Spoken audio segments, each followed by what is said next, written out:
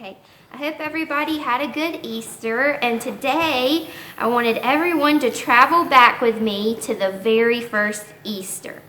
So let's imagine Jesus has just been crucified and buried, and the disciples are now in hiding. They're hiding from the Jews because they're afraid because of what they've already done to Jesus. They lock the door, and this makes them feel really safe until something crazy happens.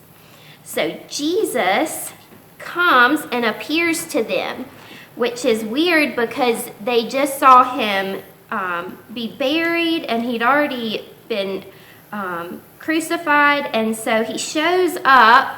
And to prove that it's him, he shows them the nail scars and all of his marks and scars that he has. And the disciples rejoice. They're really happy that Jesus is back, and it restores their faith. But somebody was missing.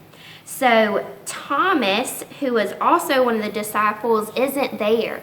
And the disciples, you can imagine, they were really excited. They were like, oh no, we've got to tell Thomas as soon as we see him what's happened and that Jesus has come back.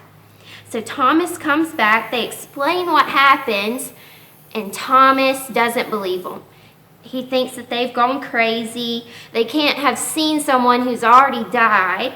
And so a week passes by, and Thomas is kind of just in denial about what's happened because he wasn't there. And he says, I'll believe it when I see it, and I'll believe it when I touch his scars, when I can physically touch him.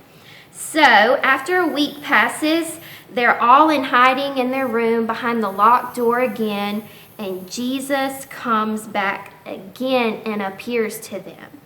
And he didn't know that Thomas had said this about needing to see physically and touch, but he goes ahead and he says, Thomas, touch my hands, touch my scars, touch and see that this is me, you know? And so Thomas does this, and he immediately believes and realizes that this is Jesus. And so he says, Jesus, my God, and just rejoices that this is him. But God tells him, he says, blessed are those who have not seen and still believe. Wow. So if you guys have ever had questions or doubts about something that God's doing in your life, it's comforting to know that even someone who was so close to Jesus and walked with him every day and was one of his strong followers still had questions and doubts in his faith. So it's not Thomas's doubt that defines him and that we should remember him by, but it's his love for Jesus that we should remember him by. And ultimately, it's Jesus's love for him that really defines Thomas.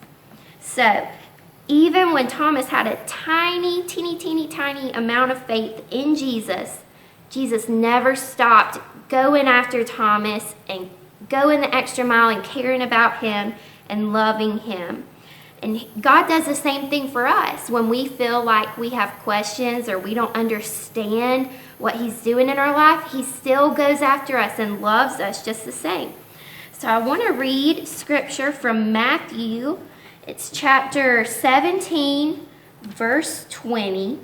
And it says, Jesus replied, because you have so little faith, truly I tell you, if you have faith as small as a mustard seed, you can say to this mountain, move from here to there, and it will move. Nothing will be impossible for you. So Kevin's going to put a picture of these little teeny tiny mustard seed. I'm going to send him a picture. He's going to clip it into the video for us so that you guys can see just how small of an amount of faith we need for Jesus to do awesome things in our life. So, in closing, I just want you guys to remember that even the smallest amount of faith is enough for God to work a miracle in your life. That is all.